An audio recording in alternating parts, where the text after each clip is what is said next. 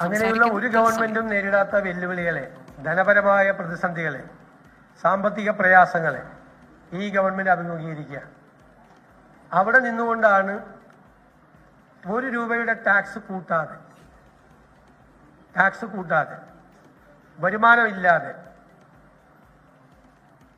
നമ്മുടെ പരിമിതികൾക്കുള്ളിൽ നിന്നുകൊണ്ട് ഒരു പുതുയുഗ കേരളം സൃഷ്ടിക്കുന്നതിന് ആവശ്യമായ നിരവധി പദ്ധതികളുമായി ഈ ബജറ്റ് മുന്നിലേക്ക് വരുന്നത്. ഞങ്ങൾ ഉദ്ദേശിച്ചത് കേരളത്തിന്റെ സമ്പദ് വ്യവസ്ഥയെ ഉത്തേജിപ്പിക്കാൻ, കേരളത്തിൽ നിക്ഷേപങ്ങൾ ഉണ്ടാകാൻ, അതുവഴി തൊഴിലവസരങ്ങൾ ഉണ്ടാകാൻ, ഖജനാവ് നിറയ്ക്കാൻ, നിറഞ്ഞ ഖജനാവ് അതിൽ നിന്ന് പണമെടുത്ത് സമ്പത്തിന്റെ നീതിപൂർവമായ വിതരണം നടത്തി സാധാരണക്കാരെയും പാർശ്വവൽക്കരിക്കപ്പെട്ടവരെയും ചേർത്ത് നിർത്തുക എന്നുള്ള വിശാലമായ ലക്ഷ്യം ഉൾക്കൊണ്ടുകൊണ്ടിട്ടുള്ള ഒരു ബജറ്റാണ് ഇന്നിവിടെ അവതരിപ്പിക്കാൻ കഴിഞ്ഞതിൽ എനിക്ക് വളരെയധികം അഭിമാനമുണ്ട്. നമുക്കറിയാം, നമ്മുടെ ജനസംഖ്യയിൽ വലിയ മാറ്റങ്ങൾ ഉണ്ടാവുകയാണ്. ഇതുവരെ കേരളത്തിൽ ഒരു പഠനവും നടത്തിയിട്ടില്ല.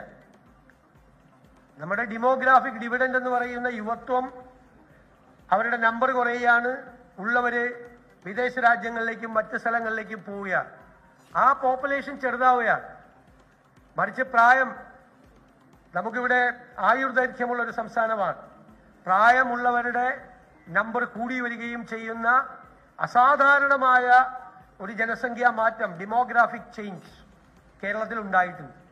അതിനെക്കുറിച്ച് കൂടി വിശദമായ പഠനം, ഇനിയും വിശദമായ പഠനം ആവശ്യമുണ്ട്. പ്രാഥമികമായ പഠനം നടത്തിയിട്ടാണ് അവരെ സംരക്ഷിക്കാനും യുവത്വത്തെ കേരളത്തിൽ നിർത്താനും അവർക്ക് ആവശ്യമായ ഉന്നത വിദ്യാഭ്യാസം, പ്രൊഫഷണലായ അന്താരാഷ്ട്ര നിലവാരമുള്ള വിദ്യാഭ്യാസം കേരളത്തിൽ കൊടുത്ത് അവർക്കിവിടെ തൊഴിലവസരങ്ങൾ ഉണ്ടാക്കി കേരളത്തെ മുന്നോട്ട് നയിക്കാൻ പോകുന്നത്.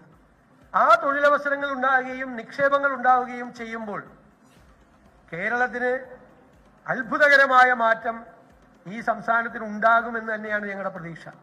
ഞങ്ങൾ മുന്നോട്ട് വെച്ച മിഷൻ സമുദ്ര, ഞാൻ നേരത്തെ സൂചിപ്പിച്ചിട്ടുണ്ട്, പുതുയുഗ യാത്രയിൽ അത് കേരളത്തെ, മൊത്തമായി കേരളത്തെ ഒരു തുറമുഖ നഗരമാക്കി മാറ്റാനുള്ള സ്വപ്ന പദ്ധതിയാണ്. അത് നടപ്പാക്കാൻ കഴിയുമെന്നുള്ള തികഞ്ഞ ആത്മവിശ്വാസമുണ്ട്. ദക്ഷിണേഷ്യയിലെ ഏറ്റവും മികച്ച ഏവിയേഷൻ ഹബ്ബാക്കി ചെറിയ സ്ഥലത്ത് 4 അന്താരാഷ്ട്ര വിമാനത്താവളങ്ങളുള്ള കേരളത്തെ മാറ്റാൻ പറ്റും. അതിനായിട്ടുള്ള പദ്ധതികൾ അവതരിപ്പിച്ചിട്ടുണ്ട്. ചെറുകിട, ഇടത്തരം, സൂക്ഷ്മ വ്യവസായ സംരംഭങ്ങളെ പ്രോത്സാഹിപ്പിക്കാൻ, സ്റ്റാർട്ടപ്പുകളെ പ്രോത്സാഹിപ്പിക്കാനുള്ള വലിയ പദ്ധതികൾ ഇവിടെ മുന്നോട്ട് വയ്ക്കുന്നുണ്ട്. ഉന്നത വിദ്യാഭ്യാസ രംഗത്ത് വലിയ മാറ്റമുണ്ടാകുന്ന തരത്തിൽ ഗ്ലോബൽ ജോബ് വാച്ച് ടവറും അതിനോടനുബന്ധിച്ച് കരിക്കുലത്തിൽ ആവശ്യമായ മാറ്റം വരുത്തി ലോകം ആവശ്യപ്പെടുന്ന പുതിയ കാല കോഴ്സുകൾ തുടങ്ങാനുള്ള സംവിധാനമുണ്ട്. നോളജ് വാലി ഉണ്ട്, കേരള നോളജ് വാലി ഉണ്ട്. ലെഗസി സർവകലാശാലകളെ കൂടി കൊണ്ടുവന്ന് നമ്മുടെ കുട്ടികൾ പുറത്തേക്ക് പോകാതിരിക്കാനും പുറത്തു നിന്നുള്ള കുട്ടികൾ കേരളത്തിലേക്ക് പഠിക്കാൻ വരുന്നതിന് വേണ്ടിയിട്ടുള്ള വലിയ വിശാലമായ കാഴ്ചപ്പാടോട് കൂടിയ ഒരു ഹയർ എഡ്യൂക്കേഷൻ സ്കീമാണ്. ആരോഗ്യകാര്യത്തിൽ കേരളത്തെ തിരിച്ചു കൊണ്ടുവരാൻ, ആരോഗ്യകാര്യത്തിൽ കേരളത്തെ മറ്റുള്ള സ്ഥലങ്ങളിൽ നിന്ന് പോലും ചികിത്സയ്ക്കായി ആളുകൾ എത്തുന്ന ഒരു സ്ഥലമാക്കി മാറ്റാനുള്ള കാര്യങ്ങളുണ്ട്. ഉന്നത വിദ്യാഭ്യാസ രംഗത്തും പൊതുരംഗത്തും ഗവേഷണത്തിന് ഏറ്റവും കൂടുതൽ പ്രാധാന്യം കൊടുക്കുന്ന ഒരു സംസ്ഥാനമാക്കി കേരളം മാറണം. പുറത്തു നിന്നുള്ള വിദ്യാർത്ഥികൾ വരണം, ചികിത്സയ്ക്കായി ഇവിടെ ആളുകൾ എത്തണം തുടങ്ങിയ വലിയ പരിപാടികളാണ് ചെയ്തിരിക്കുന്നത്. സർക്കാരിന് മേലുള്ള ബാധ്യത കിഫ്ബിയും സോഷ്യൽ സെക്യൂരിറ്റി കമ്പനിയുടെയും ഉൾപ്പെടെ 87,012 കോടി രൂപ നിലനിൽക്കുമ്പോഴാണ് ഇത്തരം വലിയ പദ്ധതികൾക്ക് നമുക്ക് തുടക്കമിടാൻ കഴിയുന്നത് എന്നത് വളരെ പ്രത്യേകത നിറഞ്ഞതാണ്. തിരുവനന്തപുരം, കൊല്ലം, ആലപ്പുഴ ജില്ലകളെ സംയോജിപ്പിച്ചുകൊണ്ടുള്ള സദേൺ കേരള ഇക്കണോമിക് കോറിഡോർ അത്ഭുതകരമായ മാറ്റങ്ങൾക്ക് വഴിതെളിക്കും.